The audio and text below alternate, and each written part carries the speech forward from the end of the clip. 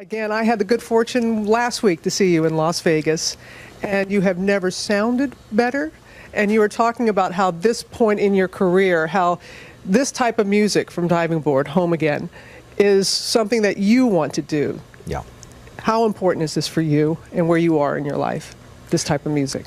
I'm 66 now. I'm not going to write songs like I did when I was 25. I have 2 children now. I have a relationship that's lasted for 20 years. I'm a different person from what I was earlier.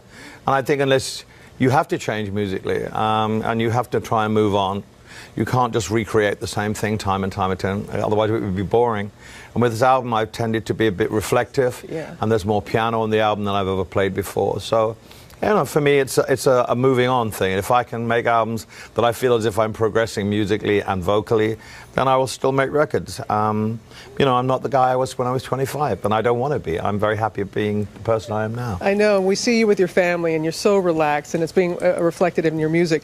And tomorrow night, the Elton John AIDS Foundation, you have raised, my friend, over $300 million. $300 million.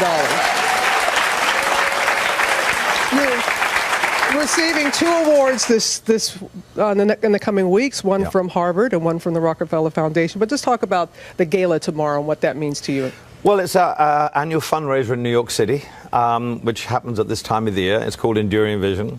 We have 2 major fundraisers a year, one at the Oscar party, one here in New York.